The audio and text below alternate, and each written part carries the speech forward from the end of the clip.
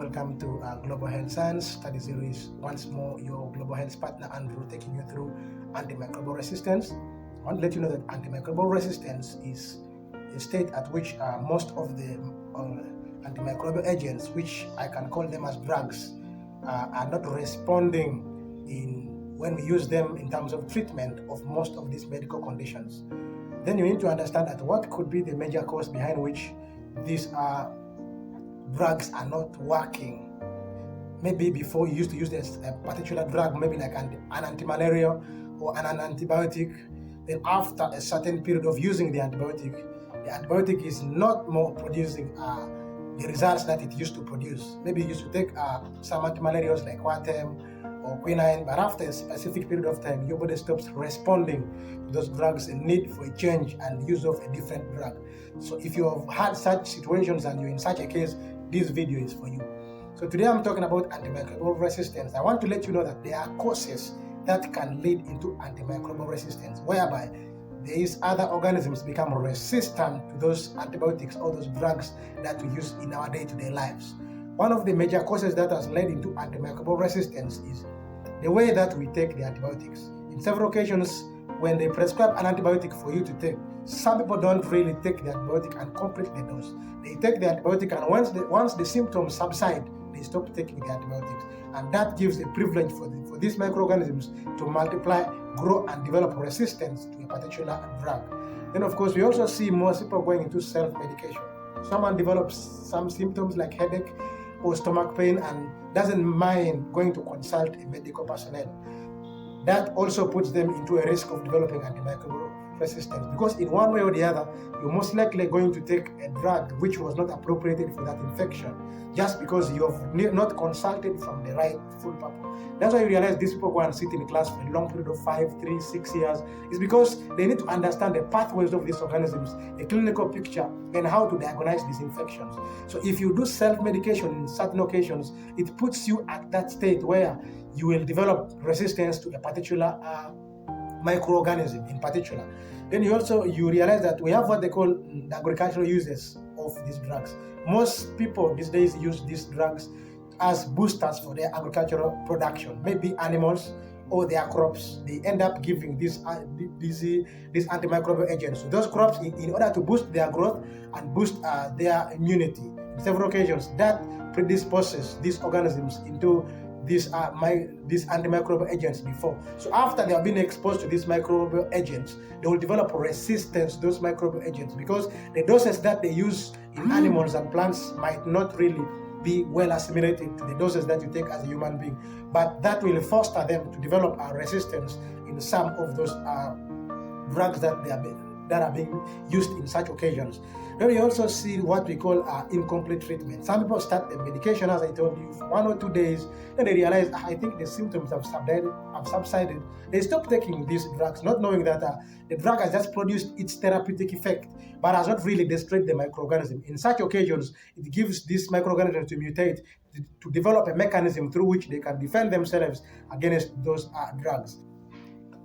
I say use of counterfeit drugs, or you can call them substandard drugs. Some of these drugs are being kept in conditions that will not favor them to produce a real therapeutic effect. Now, most of these drugs that are being sold maybe locally or in markets or in places that they have not gazetted to be sold by the regulatory authorities, such drugs are exposed to very harsh conditions that really do not allow them to produce a very good therapeutic effect in your life. And at the end of the day, the therapeutic effect that they produce will not be equal to the therapeutic effect that they could have produced when they were kept under standard conditions that they are recommended by the World Health Organization or the Federation of Health Standards in a locality or in a community.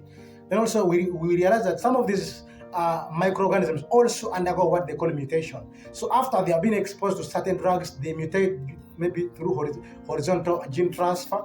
Then they develop a mechanism through which they defend themselves against that infection. And also, I can also talk about what we call the poor sanitation and poor hygiene. Most people have actually been, majorly this applies to medical waste.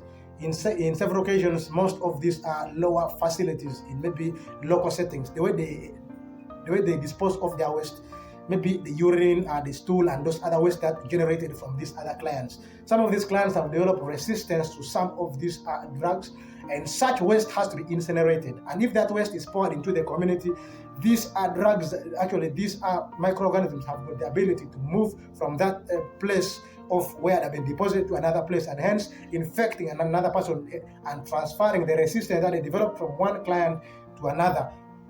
Then, of course, also those people who maybe have developed resistance, poor waste disposal. Of course, if someone has got maybe H. pylori or like ulcers, H. pylori, which is resistant to medication, and this person goes to dump his or her waste, for example, maybe to defecate in another person's garden, it will transfer these resistant strains of these microorganisms to go and infect that particular person. How can we be able to prevent this antimicrobial resistance from occurring within our community, within our country, and within our regions? One of them is use of antibiotics that have been prescribed. So that means the moment you receive certain symptoms or signs in your body, make sure that you consult a qualified medical personnel who can provide real guidance for you in order to come up with the right diagnosis, so that you're managed on the condition that you're suffering from, not just you going to get your medication alone.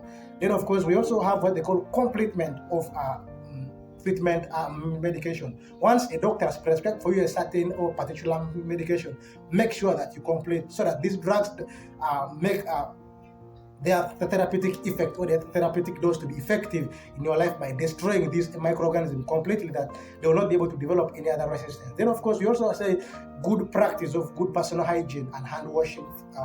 Then that means that in most cases, this waste that people generate should be disposed in the right place, as I told you before.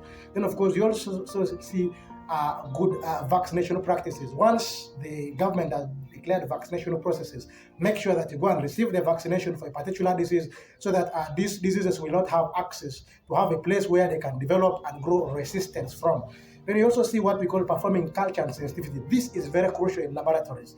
Once a patient has got a condition that has been recurring for a longer period of time, it is advisable that we perform culture and sensitivity. This provides a good direction for management of this patient in particular.